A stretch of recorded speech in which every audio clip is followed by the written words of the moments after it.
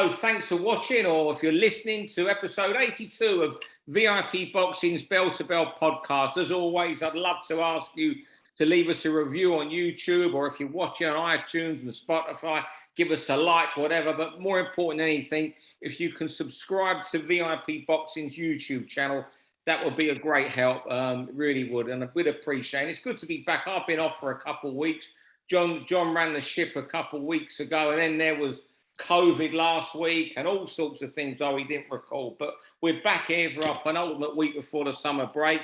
You know me, Steve, Lillis and John Evans. This week, special guest, was a serious Scottish prospect. Our first ever guest from north of the border, 3-0, managed by Ian Wilson, a great friend of Steve Wood and VIP. It's Josh Sandford. Josh, thanks for coming on. It's good to see you.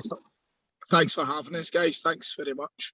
Yeah, well, first of all, I was there at your last fight. You went, you had your third win. What's happening with you now at the moment? Because I know Ian's not doing any shows till September now, is he? Yeah, pretty much. I think maybe potentially the end of August, and then I think Ian's got 2 shows in September. So yeah, possibly that, but really just taking over the now, Steve, if I'm honest with you, and enjoying summer a little bit as well. It's like the only real downtime you get as a fighter, as you know. So I've just been trying to enjoy the break. I have been taking over, as I said there, trying to keep away from boxing. It's not really working, but yeah, so just taking over and kind of waiting on a day. I think September 17th has been spoke about. Is that St Andrews Sporting Club? Yeah, I think it will be, aye. I see, them dinner shows you have up in Scotland, I don't know how you feel, and I don't know if you've ever been to any of these, John. They're so different to the traditional dinner shows you might see in hotels with Dickie Bows in England. In England, they all talk during the fights, and they've got no interest in the boxing, or it's almost like a cock measuring contest to see who's got the most money. You go to these shows that Sam Carnott puts on and Ian Wilson in Scotland, and everybody's there for the boxing. It's just so different. It's brilliant. Yeah, it's just a distraction, isn't it, when you go to one down here? No one cares. Leicester, they've probably never even seen a boxing ring before. But yeah, I've seen little highlights, and I know they have quite big events, don't they, in January and February out there, but I've never been up to one. Yeah, they're good. And that's St Andrews. Whether you box on the St Andrews Club shows, they're very special, you know, a real sort of occasion about them, the way Ian promotes them, isn't there? Yeah, definitely. We need to try and get John up next time. I'm surprised you never brought him along, Steve. I'm sure it'll be all. Tell you what, I'll have a word with Ian. I will have a word with Ian, and I will make it happen for you, John. If you want to go to the St Andrews Sporting Club, mate, you can either wear a kilt, and then their national outfit, or you can wear your Dickie Bow for up. I'll have a word with Ian because he's told me I want to go up. Sorry? It needs to be a kilt. It needs to be a kilt. Yeah, it's got to be a kilt. Yeah, I've got the legs to pull a kilt off. Don't worry about that. That's all that grappling and wrestling you did, John. That's why, mate. That's what it is. That's what it is. All right, then. We'll kick on then with round 1 of this week's pod, and how this works, Josh. I think you've seen it. 3 minutes. John rings a bell, gets a bit upset if you speak over it. He's that sort of guy sometimes. He's a bit of an angry man when he wants to be. But he's one of these grapplers, whatever they are, or jiu-jitsu. I don't know what he did, but he used to roll around the mat and all that sort of thing. I'm sure he'll tell you about that when you see him. It was grappling, wasn't it, John?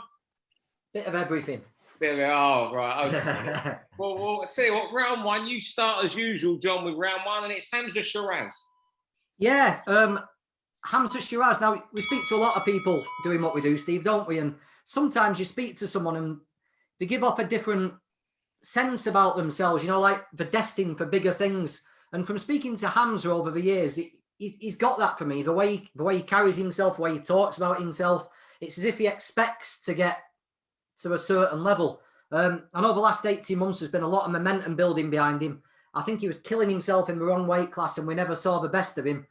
But I thought against Jez Smith last time, he looked pretty sensational, really. He looked like the prospects for really trying to get behind.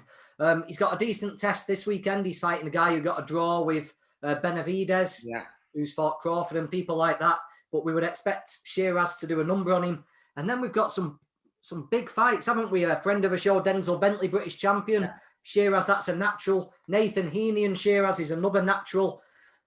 And once he gets in the ring with these British rivals, I think we might see Hamzah go to a different level. Of all the young fighters on the scene at the moment, I think Hamzah's one who just might have that X factor, might have the ability to go on to another level. Yeah, I'll tell you what, I'm out here in Spain at the moment. I went to see an old friend of mine, Sanjeev Sahotra, who boxed, and he used to train with Hamzah.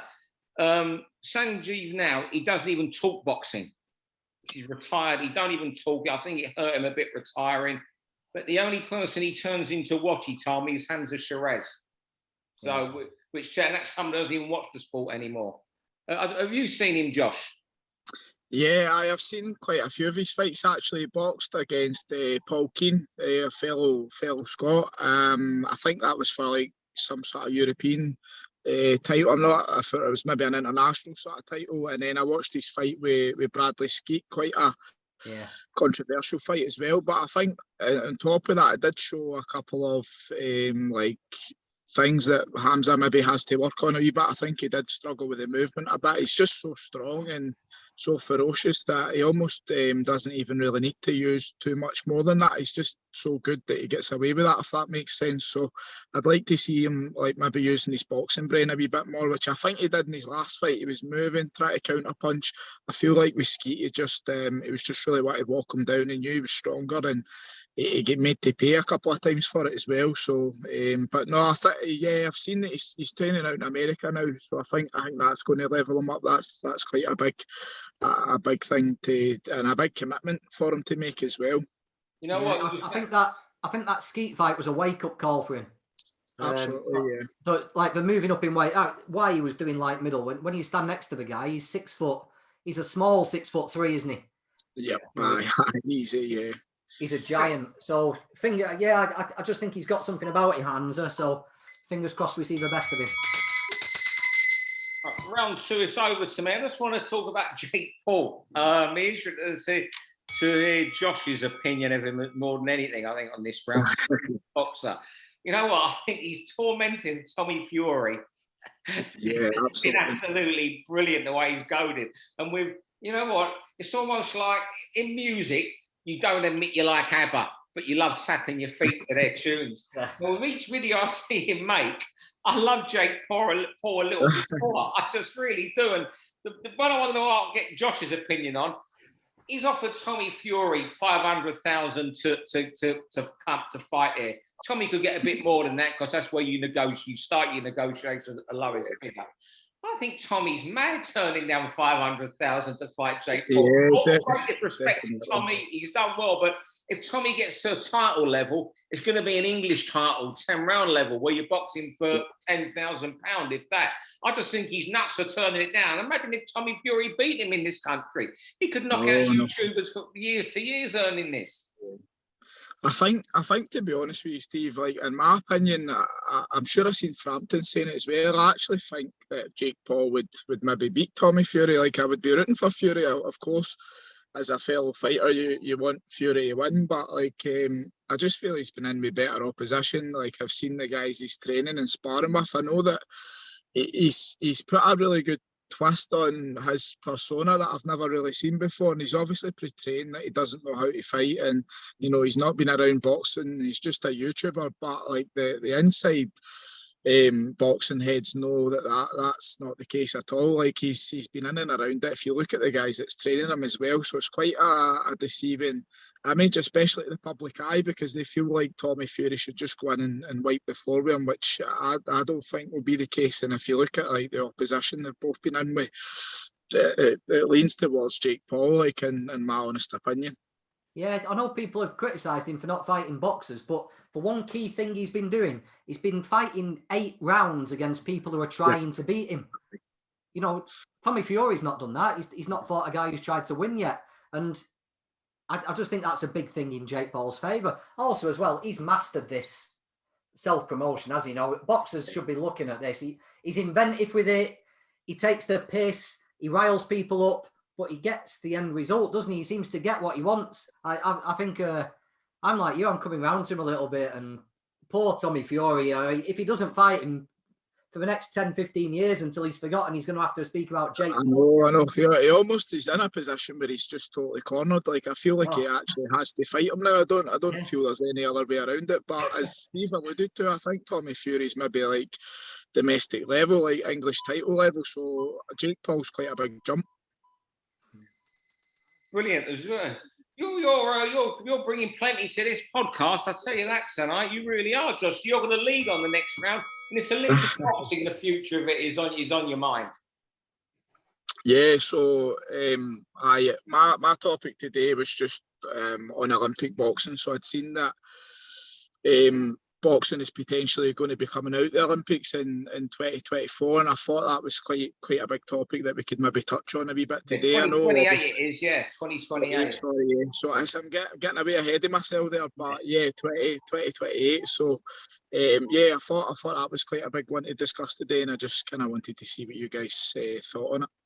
Yeah, you know what? My opinion is, I mean, they've taken IBA, who have been run amateur boxing, or I call it amateur boxing still, but they're not going to be running it in Paris. The IOC are going to be worried because they're worried about the finance, how hooky the judging's been. I mean, there's even talk now of Joe Joyce getting the gold medal from Tony Yoka from 2016 in France. Yeah. And if it doesn't go smooth, in Paris, I don't think it's going to get on for 2028. I really don't. You know, I worked for the IOC in 2012 at the London Olympics, and you was there till 2 a.m. because there was stupid appeals for every fight that would just be in. And there was so much controversy. Unless it's almost controversy-free in 2024, it's not going to get back. And that's a disaster for budding guys turning over, because how much you get signing on fee and TV deal depends not just on your personality, but what you've done at an Olympics. And that's actually what I was going to actually ask you guys, that like what you thought in that regard. If you thought like are amateurs potentially going to turn professional quicker, are they not going to go through the correct Olympic cycle and end up turning over like too soon? So it's like there's a lot of questions there behind it, but that's the sort of worries I've got. And then, as you alluded to there, in regards to like the officiating of fights, like regardless if it's amateur or professional, boxing's always unfortunately get that kind of subjective view where it's not like football, you score and it's 1-0. So I don't know if like what you think can maybe be done like in that regard, John, to kind of make it better. The other thing is as well, it's like the World Athletics. There's also the World Championships run alongside it, but it's not got the same pull, has it? It doesn't matter as much to casual fans or people who just cast an eye over Olympic boxing. It's a massive loss, but it gives people such a springboard, doesn't it, to make an impact straight away. I know not many of the last Olympic cycle fighters have really capitalised on it, but it starts you off. I mean, look at Ben Whittaker, look at the deal he signed, and absolutely. Fraser Clark. They would never have got anywhere near that, you know, if it wasn't for the Olympics. It's a massive loss if it all falls apart. Round 4 over to you, John, about promoters. Yeah, something's got to change, I think. I think the evidence is there for us all to see. I think the sport's struggling a little bit. These undercards are getting worse and worse and worse every week. And I can't see a way around it. We've spoke about it on here a couple of times. The sport's too diluted. The good fighters are spread across too many channels, and the promoters' egos are getting out of control. They just don't want to work with each other. And the sport as a whole is suffering. We've seen half-empty arenas for week after week after week now, and the atmosphere in them just seems completely dead. I think the time's coming where someone's going to have to bite the bullet, even if we form a couple of little alliances, like maybe Sky will work with Wasserman's more. Or what's going to happen with Pro Bell and MTK being on the outside? The sport's in a bit of a mess at the minute. It's spread itself too thin, and I think we need some cross-promotional fights to reignite it, get that spark going, and get these arenas back full again. It's getting pretty desperate, I think. You know, not enough good fighters to go around to fill these undercards, and too many promoters with TV deals. And there's really good fighters, you know, good prospects, you know, up in Scotland or over who aren't getting a look in on TV because they're not with these TV companies. I mean, there was the Zone the other night. I watched that, and I'm not going to enough was said about David Hay, but the way they really tried to sell the Ramzah Ali fight. Now the girl's got a fantastic backstory, the Somalian. and you know, she is an inspiration. But the standard of that fight was really poor, and they're trying to sell that to you as if it's something special, and that unsettles me as well, John. Yeah. What's your opinion of the TV at the moment, Josh? Yeah, sorry, Steve. I think just to add to that, to be honest with you, and it's a bit outside of kind of what we're talking about a wee bit. I like the structure of the way UFC's run. I think that, like, the best fight the best. There's no grumbling or arguing. On the flip side, I think that's also why boxers make a lot more money because it's not run under the one sort of tree, if you like. But you would see the best fighting the best if that was the case. I don't think the situation that we're in is resolvable, like, right now. Yeah, I don't think there's a. I just don't think there's an end to it. All these different channels and stuff, they want a return on investment, so they want their fighters to remain unbeaten, and it's just getting thinner and thinner and thinner. The good opponents are snatched up so that if they can't fight 1 week, you know, they can't be on 3 shows at once. Like I say, like you just said, Josh, I don't think there's a quick way out of this. No, definitely. There's not. And the way Sky are paying guys at the moment, they're just trying, anyone who's out of contract, they're just signing. They're in it to just take the market. And some of the money I'm hearing being bandied about is great for the boxers, and I'm delighted, but it's crazy money. And I hope you get one of those offers soon, Josh. Yeah, definitely. Money talks. Round 5, Sons at War. Loads and loads of talk that Chris Eubank Jr., Conor Benn are going to fight in the autumn sometime. I just can't imagine how great the build-up is going to be. I haven't been lucky enough to have been working on when the two dads fought their 2 fights in Birmingham on that mad Sunday night, and then at Old Trafford in the fight that maybe never lived up. I just can't wait for the build-up as much as anything for this fight, because the dads are being involved. You know, there's still an edge between them. And you know what? It's £155. It's a lot of people obviously going for Eubank, but that's going to be hard for him getting down. It's hard for him that, you know, making weight, Josh. You know, you flip. I think you flip. You could do, you know, super featherweight. You could do. Most probably hurt yourself a lot to do it. You know, Ben getting down to. Sorry, Ben could come up. It would. Eubank getting down to 155. What's that going to do to? I mean, is there going to be a weight restriction in the contract? And it's just a fight. I say we've gone about these undercards, but that is a great headline fight. I just can't wait for it. I'll just see what you guys think. Josh, are you going to watch it if it happens? Yeah, I think so. I think to not sit on the fence, I would probably be edging towards Conor Benn, like, a little bit, just in regards to personalities, like, of my own preference. And in terms of actual boxing, as you said, weight's definitely a factor that you're going to need to consider. I think in terms of skill set, for me, Conor Benn's a little bit better, but those natural kind of attributes that Eubank has is definitely something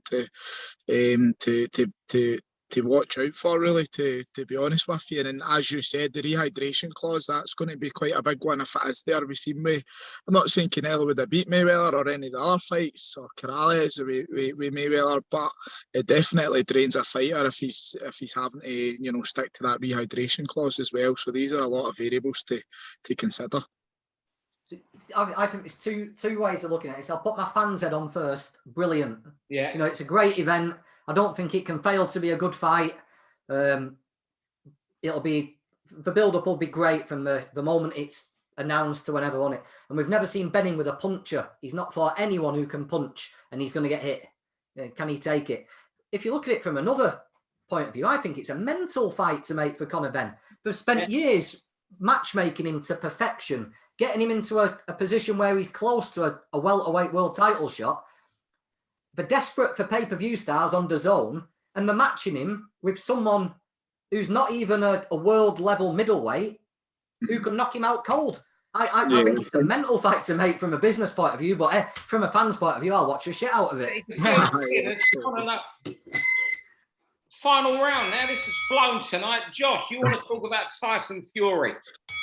Yeah, it was just to kind of see what you thought if Fury's potentially, if you think he's going to come back, if you think he's at it, because he's the master of mind games, isn't he? Let's be realistic here. He's nobody knows what Fury's going to do. I don't even think he knows what he's going to do. But I guess in my opinion, I think he will come back. Like there's every boxer's got that bit in between their teeth where they find it difficult to not go back to it, but he's still got it, and he's actually improving under Sugar Hill as well. So I think why not? Why would they not?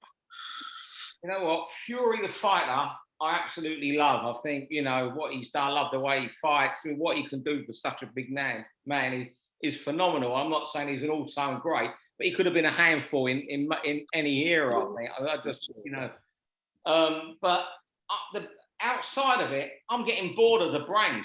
I mean, last week he's talking, I want 500 million to get out of Benn and fight again.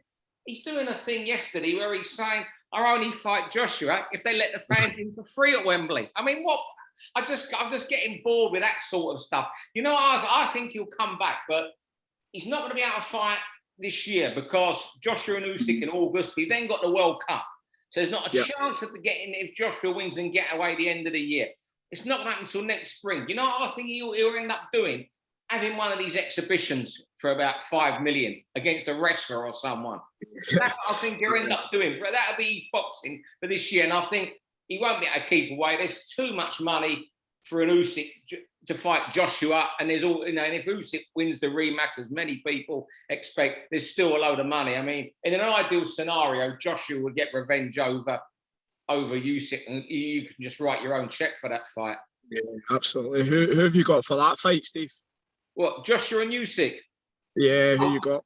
Usyk, like we were saying the other week, I think it was Tom Farrell, was it? We was on here the other week, and he was saying he's just got to go to the knockout and risk getting knocked out. He can't beat him over 12 rounds. Definitely, I think so. I'm not too sure myself either. What about you, John? Usyk, but I don't think it was as one-sided a whitewash as people seem to be describing it as the first fight. Joshua was in that fight up until the 9th and 10th round, and I've said it on here a few times. That last 3 rounds from Usyk's one of the best last 3 rounds I've ever seen in my life, and he won that fight in the last 3 rounds. Up until 9 and 10, it was nip and tuck. Usyk's not had the best build-up. He's got all sorts on his mind. He's come out of a war zone. He's absolutely. That's a big day. I just think it might be closer than people think. Maybe we won't get the... well, in fact, a lot of people are saying all Joshua's got to do. This is the reason I'm picking Usyk. A lot of people are saying Joshua's learned from the first fight. He's got to be more aggressive. Well, Usyk's a pound for pound great. And once he's had 12 rounds to study somebody, you wouldn't expect him to get it wrong the second time, would you? Not many pound for pound greats win the first one and then lose the second. So I would expect Usyk to make some adjustments. But I don't think it'll be as one-sided as a lot of people think. John, what do you think of the brand of Fury right now? The way he changes his tune from one week to the next? I don't think it's a plan, Steve. I think he just gets bored. I do. I think he just whatever. Like Josh said, he doesn't know what he's going to say himself. You put him on a stage with 2,000 people egging him on. You could make him say anything. I think he needs to get him a WWE or something to stop himself. Oh, he's going off tracks again. He needs to do something. Because I remember something. It was somewhere one day and he was chatting about the WWE, and when he went to it, he put his heart and soul into that for 6. Because some people say for someone who's only done it for 6 weeks, he was decent. I'm told. I don't follow wrestling, but he was decent. But when he went out to Florida to the WWE camp, he lived that life with them for 6 weeks. He was in that gym 2-3 times a day learning. And a lot of it was his son, Prince, loved the wrestling more than boxing. So he's done something. His son hasn't seen his dad just become world heavyweight champion. He's seen him go and bash the best wrestlers up. So, what more could you have in life than that? Your son seeing you winning the WWE. Brilliant. Yeah. Yeah, I've seen Matt Francis and Ngannou, the UFC heavyweight, as well. That's likely that could well happen, about, isn't it? As well, that'd be a massive event. So Fury just has to do something. Just do something to keep his mind ticking until next summer. Yeah. Well, I tell you what, I think you've overrun on that round there. Thanks very much for this week, John, thank you. Josh, you were a wonderful guest this week. Plenty to say, but plenty of insight, and hopefully we'll get you back on again later in the year. Yeah, definitely. Cheers, Steve. Thank you. Yeah, you're trying to get a rest from boxing. You just had half hour with us two tonight. Definitely. That's enough spark. Well, I tell you what, thanks a lot, fellas. As always, thanks everyone for watching, listening this week, and we'll be back with Steve Wood next week. Thanks very much, everybody. Cheers, Steve. For all boxing info, news, and latest interviews, amateur and pro, across the north, click and subscribe. VIP Boxing Promotions. Also, Twitter, Instagram, and Facebook.